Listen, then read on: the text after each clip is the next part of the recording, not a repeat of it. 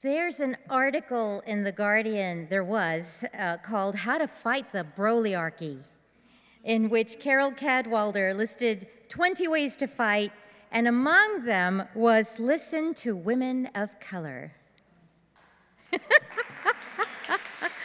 Well, as many of you know, I'm Mexican, so good for you. You're in the fight, and it's not even coffee hour. We are in the thick of it, my friends. This administration has only been in office for 7 months. And I don't know about you, but I find the news so overwhelming right now that I can only handle it in print. I keep hearing that we need to be discerning, that we shouldn't allow ourselves to be drawn into the MAGA chaos because it's all a game of whack-a-mole meant to distract us from what's really important. And maybe that's true. But I do worry about what might be deemed important considering our country's history with race and class. Since the 1980s, there's been a concerted effort to sell us Christian nationalism and unrestricted capitalism by rebranding values fundamental to a healthy democracy. And the results of the presidential election and the damage MAGA has already inflicted indicates that the effort is paying off. And clearly, too many of us have bought into their handiwork. We seem to be confusing consumerism for liberty, opportunism for endeavor, recklessness for courage, net worth for worthiness, fear for purpose. And the push by conservatives has been so consistent and effective that when some Christian pastors read from the Sermon of the Mount lately, they've been angrily confronted by MAGA congregants asking where they're getting their liberal talking points. And when these pastors tell them that it's literally Jesus speaking, these congregants have been rejecting it as weak. And tech has only turbocharged the mess. So we're going to need moral clarity to categorize the things that are being thrown at us, to know what bucket each assault fits into so we can avoid the overwhelm, dismantle the wrongs, and rebuild. I'd like to share how Unitarian Universalism, fortified by Mexican humanism, a philosophy which can be traced back to the Nahua and other indigenous people in Mexico, helps me find my way through the morass. There's an author and activist named Fabricio Mejia that teaches about Mexican humanism in lectures that beautifully articulate its cultural perspective.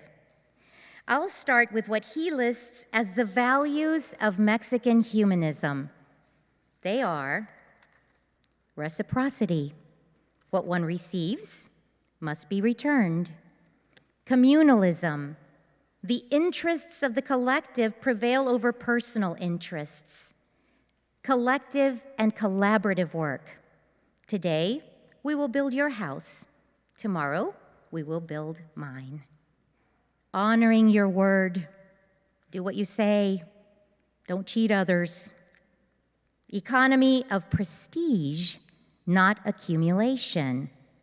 He who has much must share it with the others. Through fund administrators, by throwing huge, elaborate parties. Do you recognize the Mexicano there? Or by building public works that are not self-aggrandizing. I just love how this list echoes our UU values of justice, equity, transformation, pluralism, and generosity.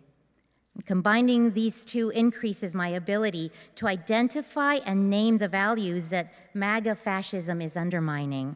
For example, the ideology of fascism favors the wealthy more than the middle and working class and devalues democracy because, according to its tenets, democracy undermines the, quote, natural selection of ruling elites, end quote.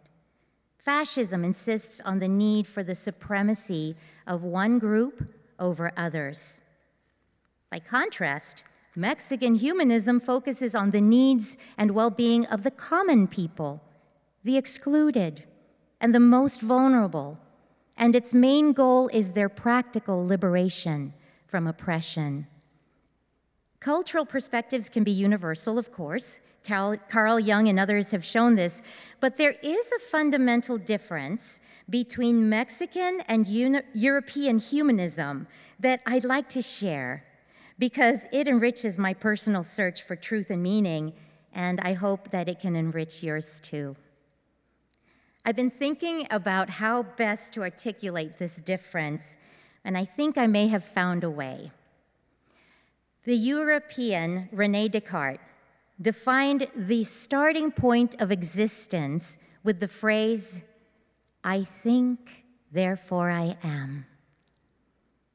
Mexican humanism has a different starting point. It says, "I see you, therefore I am." There's no objectification or ownership in this seeing. It is interconnected, fully empathic, transcendent, which is why for many Mexican people like me, liberty and responsibility to others is conjoined. Who I am and what I do has everything to do with you. So you can see why this community of communities feels like home to me. I believe that Unitarian Universalist values, when clearly articulated, actually lived into and shared with others, are a powerful antidote to the tyranny we're facing. Both Unitarian Universalism and Mexican humanism connect our personal well-being to our collective liberation by requiring us to prioritize the most vulnerable among us. I encourage you to take time to learn the UU principles. I wrote a song about it if you want me to send it to you. Also, our values, you can memorize them starting with JET, PIG, is the way that the acronym is. And the 5 smooth stones of liberal religion. Know those and share them with others. It is said that a Mexican is the conqueror and the conquered in one body. Human history is not very romantic. And right now, as much of the world embraces tyranny, I'm not sure that we will ever be able to avoid the hard work of overcoming. But I hope that my presence as your friend can serve as a reminder that the future has a body, and it is very vulnerable right now. But if we are willing to see it, we will surely make it through. Gracias a la vida. Amen.